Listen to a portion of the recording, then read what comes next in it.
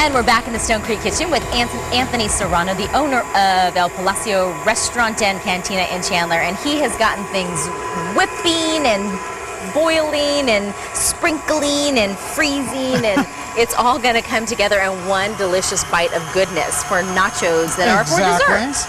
We're making some nice dessert nachos. We're using the same technique we use for the enchiladas. We're using the same exact pan, so it's good for, you can make yourself a complete meal. You got your enchiladas, and then you have to have dessert. Now this is this, right? Exactly. I'm just making a little, yeah, that's sort of loud.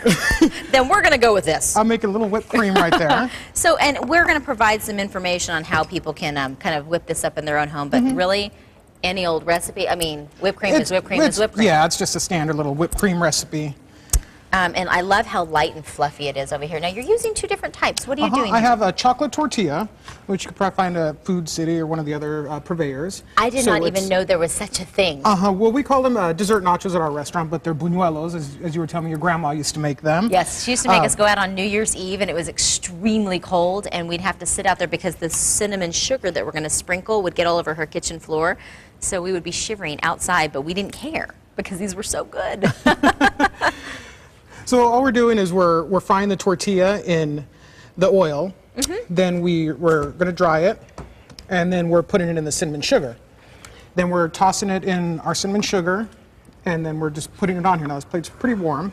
And what I did is I shaved some white chocolate and the Mexican chocolate, which is a coarser chocolate on top of that. Okay. And now, do we do that when it's warm, so that it we want to toss the warm tortilla, the buñuelo or dessert nacho, whatever you want to call it, in the cinnamon sugar so that it absorbs the sugar and cinnamon in there. And then we made a little Mexican chocolate and vanilla sauce for this. Now that's sweet, right? Yes, this is sweet. It's a little bit of just heavy cream we put in there, a little white chocolate. Sometimes I get confused with like the chocolate, because isn't there a chocolate that you use like for mole that's like it's not actually sweet, but it's like a chocolatey flavor? Well, we use it's called like a Mexican chocolate, and it's not exactly sweet. But this one's sweet. This one has a little bit of sweet, and we use the same one for our mole, as well as oh my heck, that's so good! I have to try one. You got to try one, and then you can either dip it in the whipped cream, or do you I can need to dip go it in the outside, or I'm good here? Oh, you're good. Okay.